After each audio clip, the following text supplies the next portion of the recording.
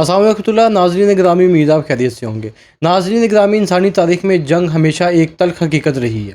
مختلف مذاہب اور تہذیبوں نے جنگ کے حوالے سے اپنے اپنے اصول اور قوانین بیان کیے ہیں. تاہم جنگ کے دوران عورتوں اور بچوں کے ساتھ کیا سلوک کیا جائے، یہ سوال ہمیشہ سے اخلاقی اور مذہبی بحث کا مرکز رہا ہے. اسلام کی تعلیمات میں جنگ کو ایک مجبوری کے طور پر تسلیم کیا گیا ہے، مگر اس کے ساتھ ساتھ سخت اخلاقی حدود بھی مقرر کیے گئے ہیں. نبی علیہ السلام نے واضح طور پر عورتوں، بچوں، بوڑھوں اور غیر جنگجو افراد کو قتل کرنے سے منع فرمایا ہے. متعدد احادیث میں یہ ہدایت موجود ہے کہ میدان جنگ میں بھی انسانی ہمدردی اور عدل کو برقرار رکھا جائے. اس کے برعکس جب ہم بائبل کی بعض جنگی تعلیمات کا مطالعہ کرتے ہیں تو وہاں ایسے مقامات ملتے ہیں جہاں جنگ کے دوران عورتوں اور بچوں کے قتل کا حکم دیا گیا ہے. یہی وہ پہلو ہے جو مذہبی اور اخلاقی سطح پر ایک سنجیدہ سوال کو جنم دیتا ہے. اس گفتگو میں ہم پہلے اسلام کے جنگی قوانین کا مختصر جائزہ لیں گے اور پھر بائبل کے مقامات کا مطالعہ کریں گے جہاں عورتوں اور بچوں کے قتل کے احکامات بیان کیے گئے ہیں، تاکہ دونوں مذہبی متون کے درمیان فرق کو واضح طور پر سمجھا جا سکے. ملاحظہ کیجیے اسلامی جنگی اصول. اسلامی جنگی دنیا میں امن کے قیام کے غرض سے تھی. لوگوں کو خوف و ہراس اور دہشت میں مبتلا کرنا ہرگز مقصود نہ تھا.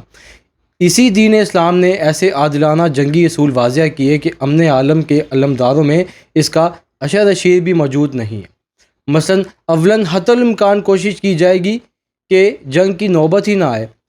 ہم دیکھتے ہیں کہ نبی علیہ السلام امیر لشکر کو یہ سبق دیتے تھے: پہلے اسلام کی دعوت دو، قبول کر لے تو ٹھیک، ورنہ جزیہ کی ادائیگی کا مطالبہ رکھو اور اس ضمن میں واضح کر دو کہ پھر تمہاری مال اور جان کی کلی حفاظت ہمارے ذمہ ہوگی اور تمہیں اپنے مذہب کے مطابق زندگی بسر کرنے کی آزادی ہوگی. بصورت دیگر لڑائی کے لیے تیار رہو.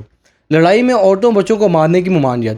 صحیح مسلم میں سیدنا عبداللہ بن عمر رضی اللہ عنہ فرماتے ہیں، روایت کرتے ہیں کہ ایک جنگ کے دوران ایک عورت مقتول پائی گئی تو رسول اللہ صلی اللہ علیہ وسلم نے اس پر ناراضگی کا اظہار فرمایا اور عورتوں بچوں کو قتل کرنے سے منع فرمایا. صحیح مسلم کتاب الجہاد. ملاحظہ کیجیے بوڑھوں کو اور جانوروں کو مارنے کی ممانعت. اور میں تجھ کو 10 باتوں کی وضاحت کرتا ہوں: عورت کو مت مارنا اور بچوں کو، بوڑھوں کو، اور نہ کاٹنا پھل دار درخت کو، اور نہ اجاڑنا کسی بستی کو، اور نہ کوچے کاٹنا کسی بکری اور اونٹ کی مگر کھانے کے واسطے، اور مت جلانا کھجور کے درخت کو، اور غنیمت کے مال میں چوری نہ کرنا اور بزدلی نہ کرنا. موطا امام مالک کتاب الجہاد حدیث نمبر 968. اب سوال ہی پیدا ہوتا ہے کہ کیا تورات میں بھی جنگ کے دوران عورتوں و بچوں کے بارے میں یہی تعلیم ملتی ہے یا وہاں تصویر کچھ مختلف ہے؟ آئے اب تورات کے چند مقامات کا مطالعہ کرتے ہیں. ملاحظہ کیجیے 1 سموئیل 15:3. اس لیے اب تو جا اور عمالقیوں پر حملہ کر اور جو کچھ ان کا ہے اسے پوری طرح تباہ کر دے اور ان پر رحم نہ کرنا، بلکہ مردوں، عورتوں، بچوں اور شیرخوار بچوں، گائے، بیلوں، بھیڑوں اور اونٹوں اور گدھوں سب کو قتل کر دینا. ملاحظہ کیجیے کتاب استثنا باب 20 فقرہ نمبر 16 تا 17.